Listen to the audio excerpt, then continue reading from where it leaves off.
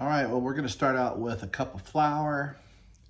Then we're gonna need a quarter teaspoon of baking soda, 2 tablespoons of cornmeal, 1/2 teaspoon of garlic, 1 teaspoon of salt, 1/2 teaspoon of onion powder, 2 tablespoons of paprika, 1/4 cup of crumbs, and 1/2 teaspoon of hot cayenne pepper.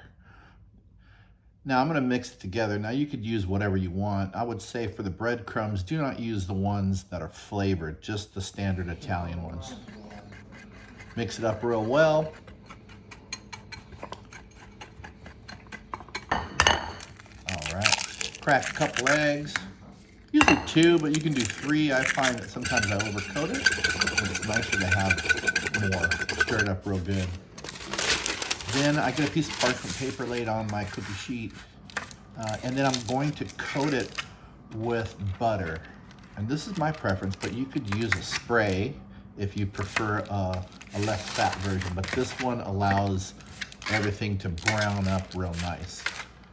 I've laid it on kind of thick. You can probably do that much, a little bit less. Now we're gonna make our tartar sauce. Look at that, 1/4 cup, or 1 full cup of pickled relish, 1 full cup of mayo. And again, you can use whatever recipe you want.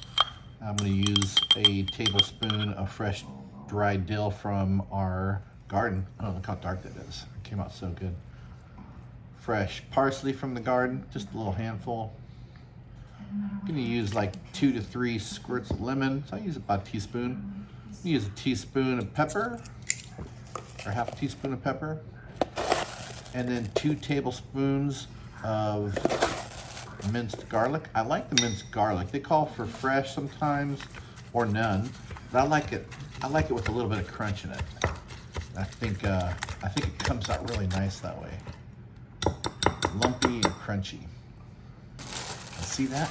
And then I'll cover it up, seal it real good, and then put it in the refrigerator to chill for a couple hours. All right, now I'm gonna take a pound of Alaskan wild-caught cod, chop into 8 to 10 pieces, and just dip them in the butter, dip them in the batter, and lay them on my buttered sheet. All right, and there it is. You can put them all on there. Try not to coat them too much.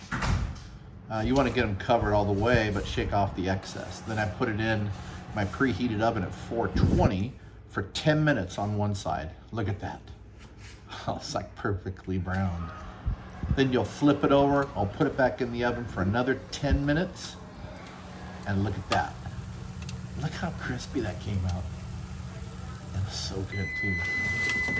It's like your own fish and chips, but a real healthy version. With the exception of the butter, which is good. So you'll see I had a couple white spots on there. That just might be extra coating on it. You can shake that off. Oftentimes, I would just put it back in the butter again, coat it, and throw it back on again.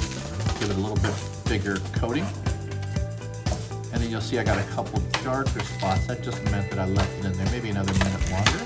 And I can pull it out earlier if I wanted it just golden brown. But boy, was that perfection.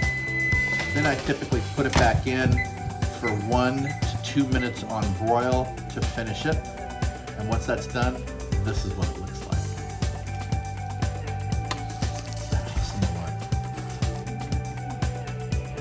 It's so perfectly flaky and crusty. It like breaks apart in your hand but stays together. It's super moist inside.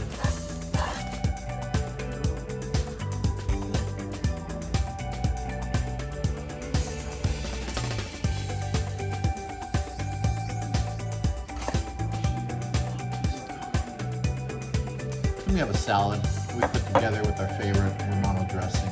And that's it. Wow, I hope you enjoyed it.